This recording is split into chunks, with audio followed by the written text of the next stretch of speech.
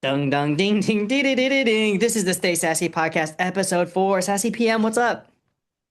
How's it going? It's been a crazy week, but we're getting towards the end of it. Weather's good here on the East Coast, so yeah, it's good times all around.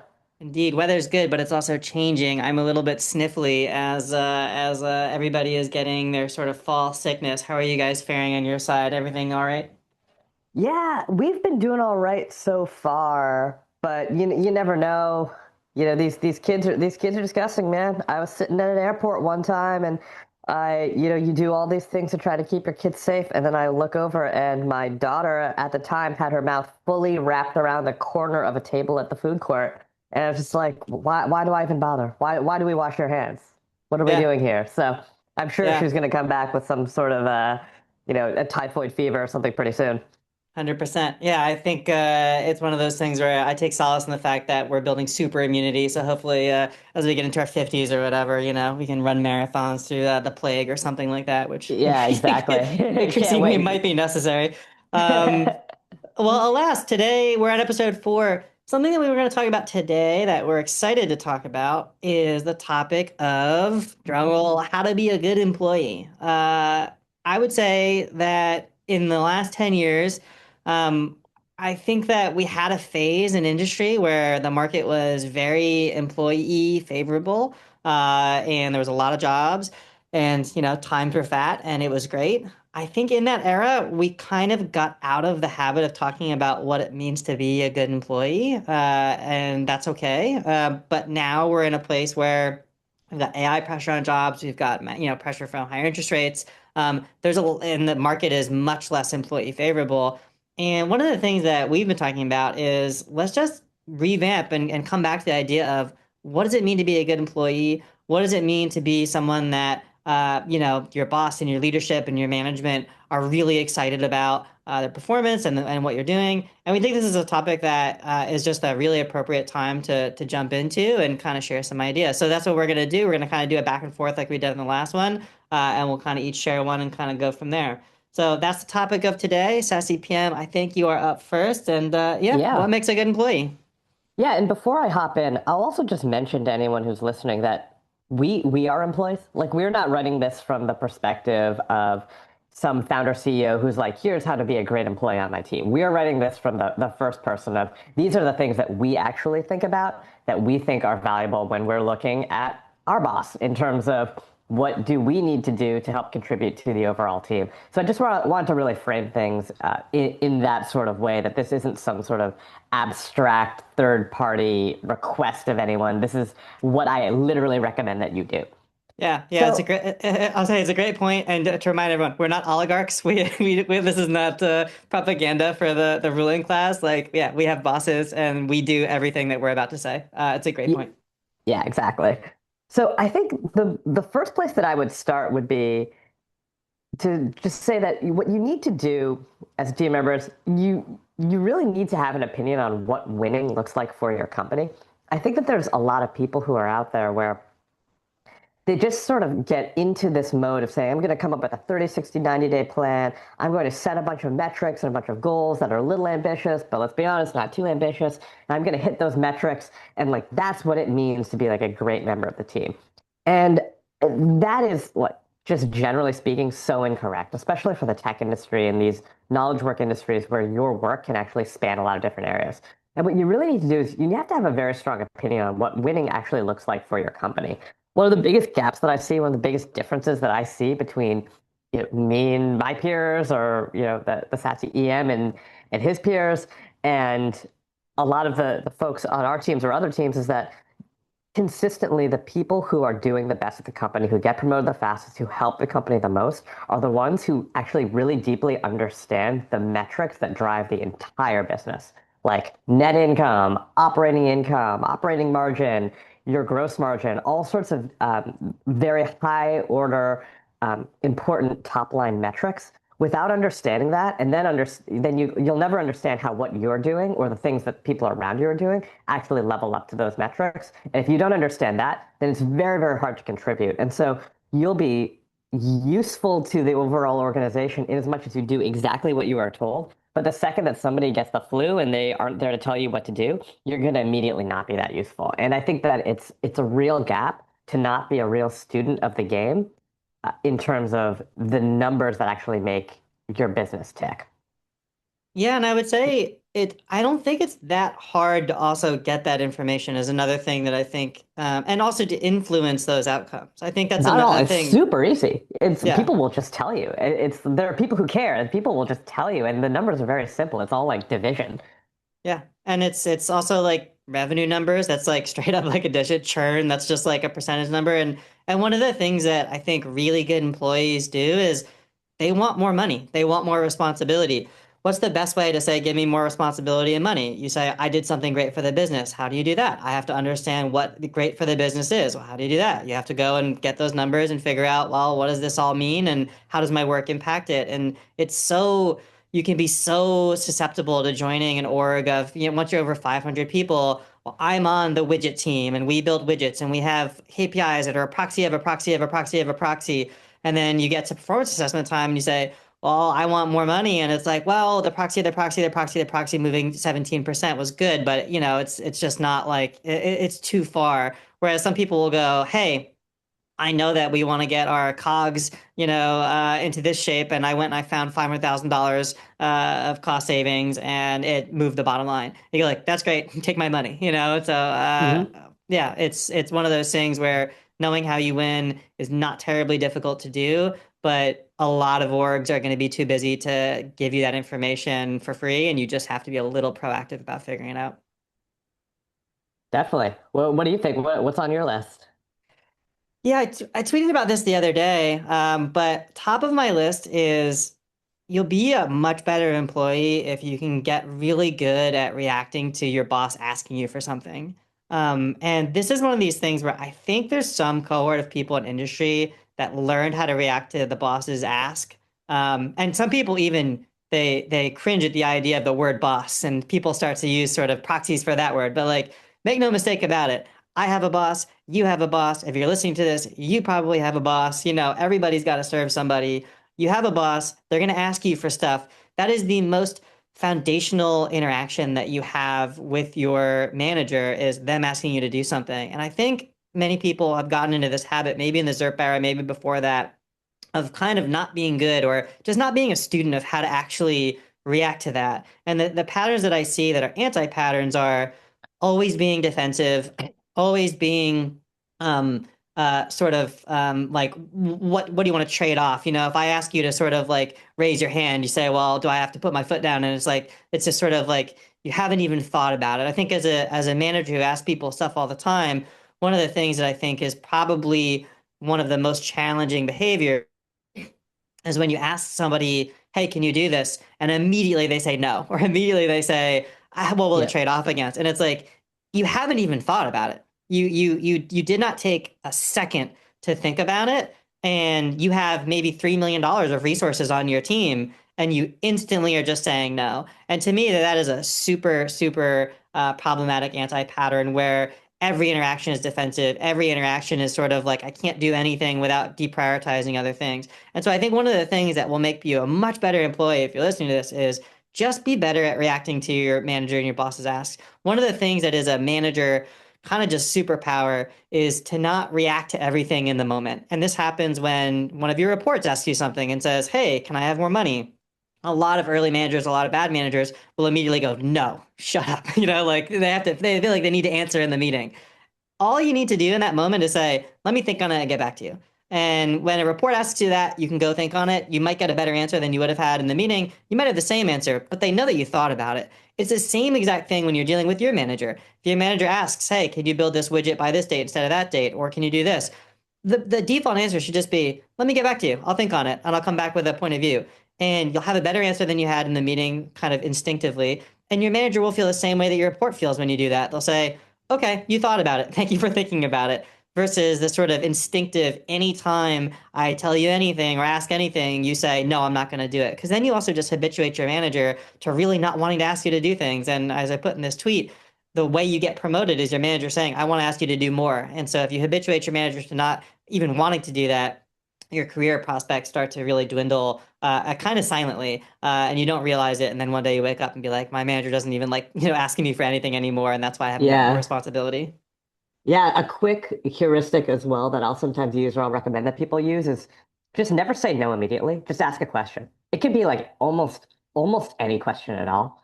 A clarifying question, a question on why, like just asking why is fine, or just can you tell me more? Literally any question is A, diffusing and will B, help you sort of fulfill the ask, and C, will probably like make the thing make more sense. Or honestly, secret answer D, it's possible that you'll ask the question and you'll just change your boss's mind, or they'll say something so colossally stupid that you're just like, hey, I shouldn't even work here anymore because this person's an idiot. But either way, you learn something, and nothing bad happens from asking an immediate question. And it's often a very good way to diffuse. Yep. And that's one of those things where when somebody asks you a question and you immediately say no, it just feels like you think they're an asshole. Like it feels Yeah. like when you say no immediately, like, hey, you, my boss, I think you're an asshole. I think that like you don't know what you're talking about. I'm so quick to say no. And it's like most of the time that's not the case. Most of the time your manager is like reasonably smart.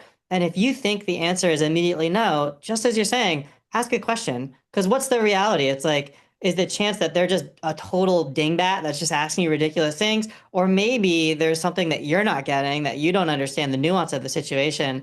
But when you start with that sort of no, it is just a very negative pattern. And again, it's sort of, I think, unfortunately, I think a lot of people get habituated to doing it. And there's so many different reasons why. One of the other things that I see is some people, I think they think that if you accept more work without fighting, that you're kind of implicitly saying that you're not doing your best or something like that. And I think that's also a very problematic point of view.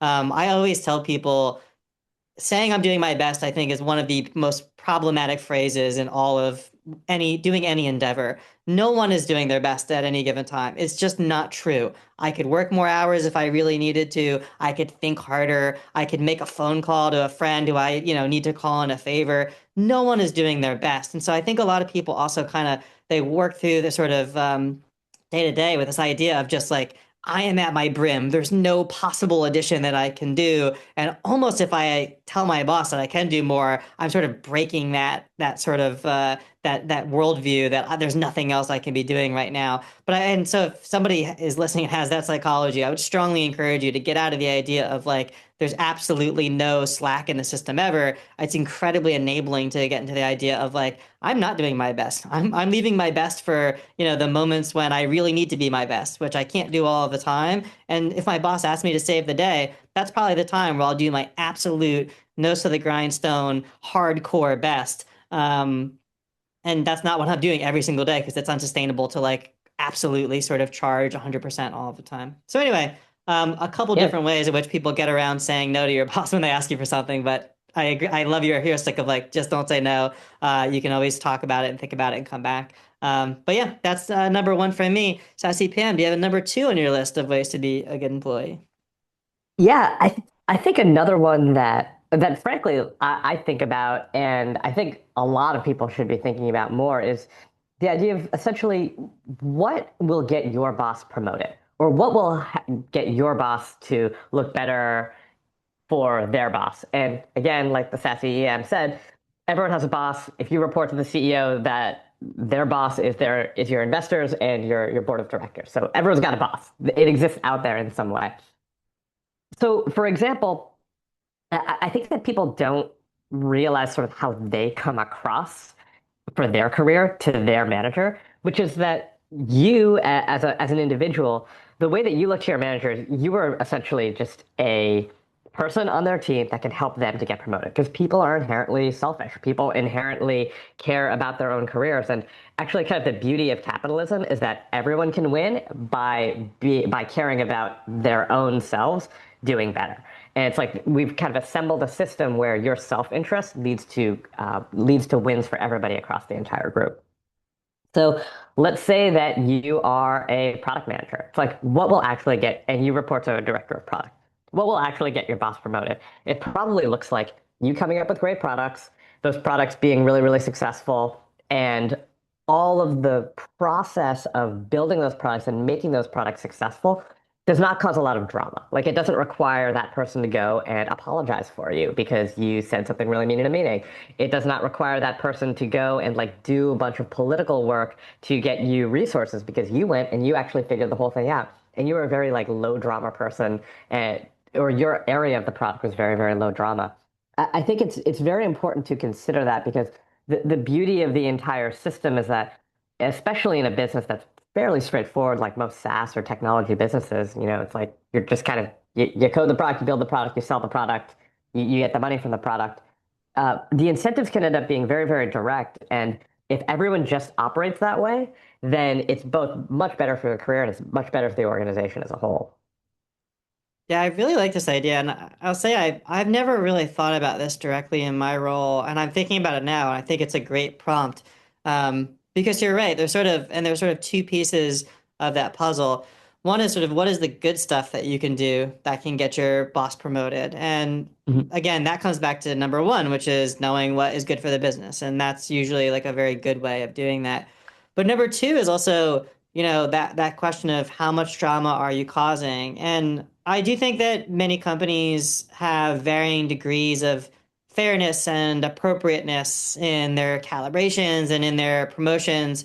But one thing that is a reality, it just happens, is people have a sampling bias and they have a negativity bias. And when you go into those meetings and say, should this person be promoted, whether it's a junior engineer or, somebody at the C level or wherever, the question will come up of what do you think? And if people have strongly, strongly negative interactions with people, that comes up and it's a point of discussion. And so I think that's a thing of I don't have my own point of view very concisely articulated there, but there is sort of like how do you do great stuff to get your manager promoted? And then there's sort of how do you make sure that you don't become some kind of marquee symbol of dysfunction that people will say your boss can't get promoted because of this really bad thing that happened, and that feels like that's some kind of data point that there's a big problem in your organization. I don't know if you have Yeah. more fleshed out ideas on Well, that, but I well, think it's a that really that is a interesting real prompt. thing. That Yeah. is a real thing. That's something that you and I have talked about. Like, this person is someone who maybe they're great individually, but we have trouble trusting their team because their team always has problems and there's always a lot of drama and there's always a lot of disruption going on there.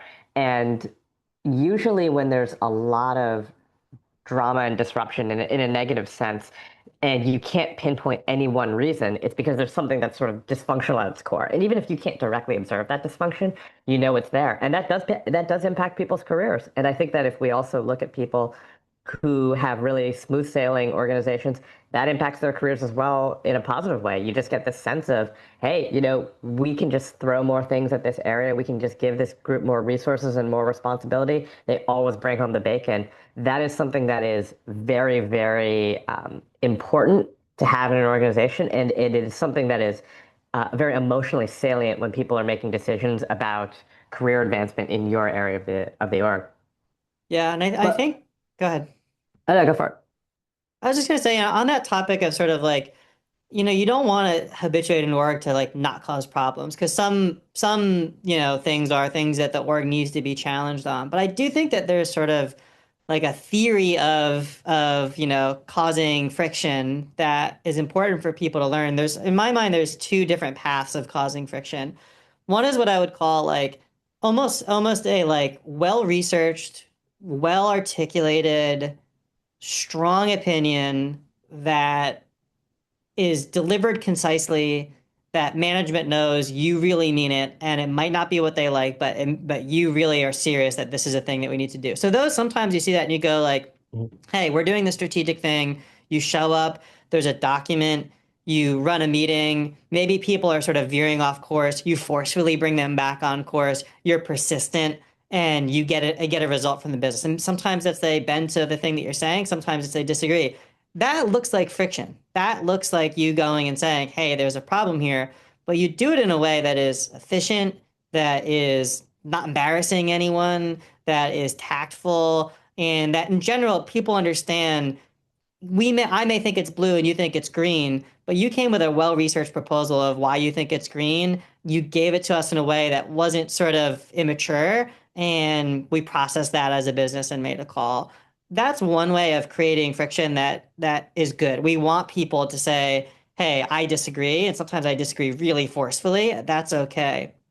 I think the place where people get into challenges is when they disagree in an immature way. And the more senior you are, the less forgivable that is. But if you get into a place where you're complaining, where you don't have any kind of written down form of like what you actually want, where the things you want are totally unreasonable, where you don't take no for an answer when really no is the answer. And when really, I think when it starts to become a real challenge is when you start to build like popular support for an idea and you start to infect people with something that is like not the right idea. That's, I think, like the most challenging thing for getting your boss promoted is if your boss looks like they have a cell in their organization that has a person who is causing major amounts of dysfunction with very little maturity, very little sort of diligence, and they're repeated in it. And so, anyways, we're thinking about sort of how to get your boss promoted or how to make sure that they don't not get promoted.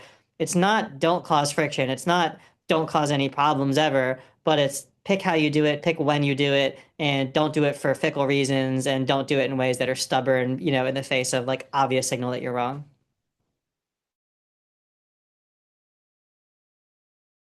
Yep, exactly. So what do you have? Well, I have one last one on my side. I don't know we're gonna get to three each, but my last one is have your own vision. If you want to be a good employee, have your own vision. One of the most consistently across all businesses points of feedback that people have for leadership is our vision isn't good enough. And it's a really hard problem to solve. I've never talked to anyone that actually worked for a company that felt like their vision was like perfect. And it's something that I think you can chase your tail on a lot. And I think the anti-pattern is not just chasing your tail and asking for it again and again, but it's thinking that like a vision is something that is going to be handed to you on a silver platter and it's perfect, and then you can hand that to your whole team. And that's not really, in my experience, how visions work. Visions work where you as an employee have enough information that you can get your own conviction on what the vision is, and then you continually align that with what you're getting from leadership to say, yep, my vision and the leadership's vision are the same thing. I think it's a really nuanced point, but I think you get into a place where, and I do this in meetings when I'm talking to people, where I say like, where are we going? And it's like, here's where I think we're going. And I can say that confidently that it is both my opinion, but I'm very sure that like it's close enough to whatever the company's opinion is that it's going to be the right thing. But it's incredibly valuable if you can be somebody who doesn't say constantly, what's the vision and then you get a vision, you go, I don't like that vision. And sort of like you get in that cycle. But someone who says, I understand the business, I understand where we want to go, I understand enough of the vision to be able to go and say, I am now going to fill in any gaps that I have, and I am going to repeat the vision as I see it, because I believe it's what we actually are going to do. People who can do that are incredibly valuable. They build alignment in organizations. They are able to direct people in the right place. And in general, they just don't waste a lot of time saying like exactly where are we supposed to go, because the answer is, I know, I have the vision as well, and I can go and do it. And it's incredibly, incredibly impressive when people actually do that. I'd also say that, you know, asking for a clearer vision or a better vision is kind of a cop out. Like you can always say that. You can always say like that's not inspiring enough. It's like proving a negative. It's like, there's no counter to it. Also, in many cases, large organizations, complicated products or complicated product suites, the vision that one can articulate that would completely sum up everything that they do, it is often something that will end up being very, very broad or very anodyne and be dissatisfying in other ways. Like for example, look, what's the vision of Adobe? Adobe is like a, massive, massive corporation. It makes a massive amount of money, has a huge impact on the industry. What's their vision? It's like, I don't know, they've got Photoshop, they do a bunch of stuff with PDFs. It just doesn't boil down in that simple a way. And as a result, if you want to be a really good team member, something that you can do is just basically get a sense for where the vision is. Again, know exactly what the company needs to succeed. Get on board. with exactly how all of that works, and then make sure that you are sort of communicating the vision for what you're doing in a way that's locked into the overall mission. And if everybody does that, then the organization ends up running really, really smoothly, even if there isn't like a completely airtight math proof while also being super inspiring vision for every single level of the organization and every single thing that they do.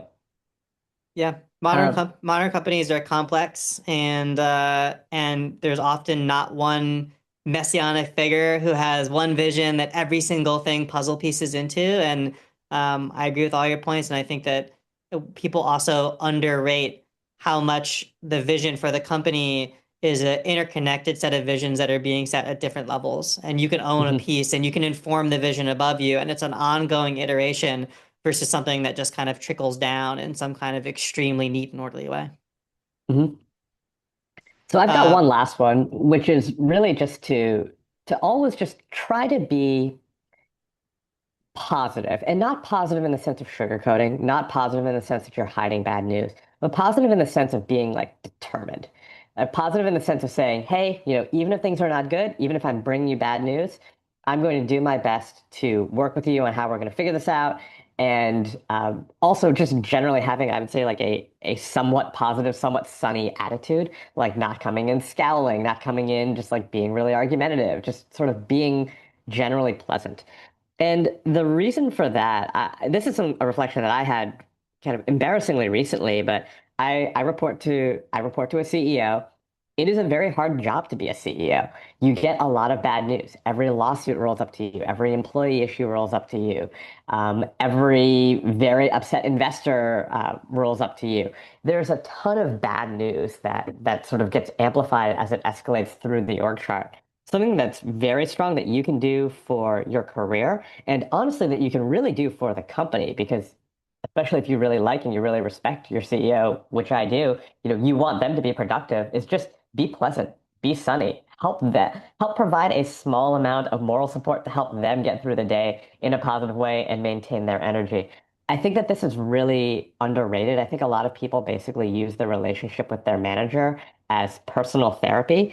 And maybe that works when you're very junior in an org chart, but certainly if you're an executive, like if your title starts with director or VP or something even more senior than that, like a part of your job to maintain the coherence of the fabric of the entire organization is is, in my opinion, being pleasant and positive and determined in a way that helps the other leaders at the company to do their jobs better rather than sort of just sucking out energy from those conversations in a way that's going to harm the company as a whole. So I think this is something that people don't think about that much, but if you do it, it really makes a difference. And positivity does breed positivity, and vice versa. So that's my last point, but I think it's something that can be very valuable, and you'll see pretty much immediate results out of it.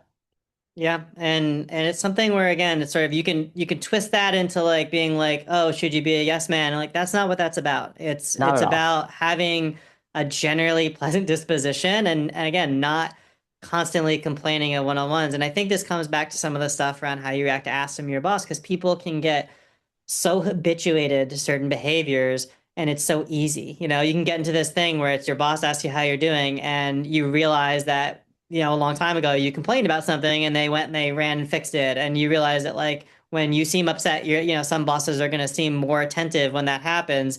And then you just get into this pattern of it just being so cheap and easy to just complain and be upset all of the time. And that might work for any one-on-one to get, the next thing. But when you zoom out and say, is this someone that I really, really want to invest in?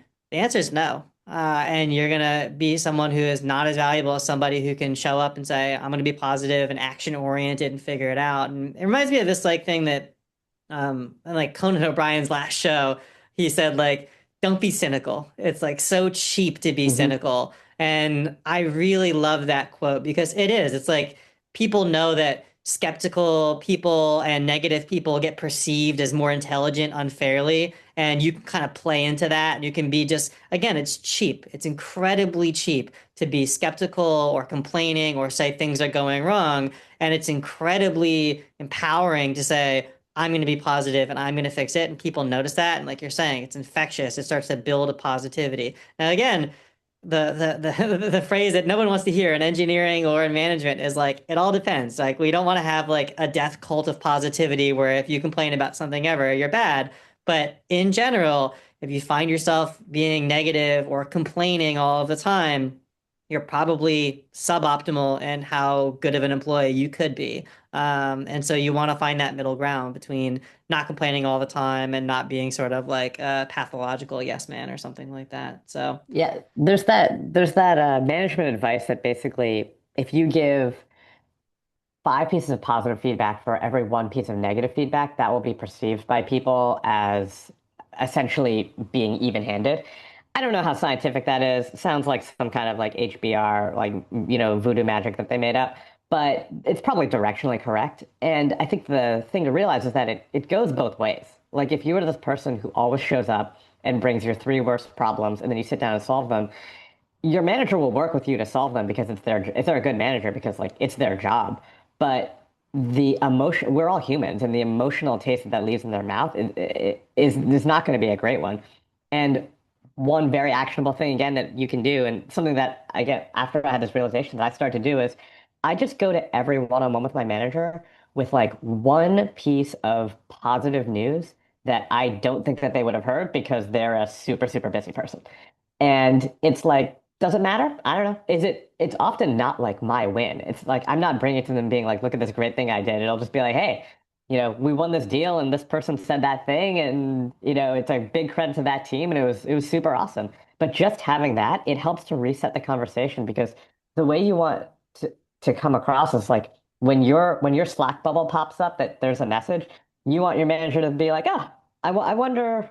I wonder what they have to say. You don't want them to look at it, and this can very often happen. Just say like, "Oh, fuck! Like, what are they bringing to my table now?"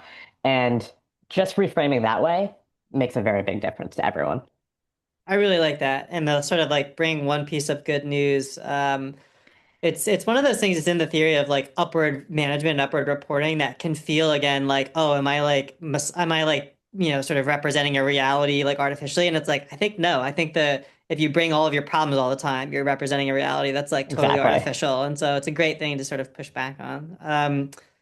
So yeah, well, I think we're running up against time here. This was a really great conversation. SaaSy PM. I've got a couple of things that actually we didn't pre-align on all of this stuff, and I'm going to steal, and I'll come back to a future podcast and talking about the results. But this is awesome stuff. Thank you so much for taking the time to chat. Thank you everyone for listening. SaaSy PM, any final thought before we sign off? Yeah, that was a great chat, and we'll continue doing these as well as producing our other more traditional posts. So thanks for listening, everyone. Thanks all.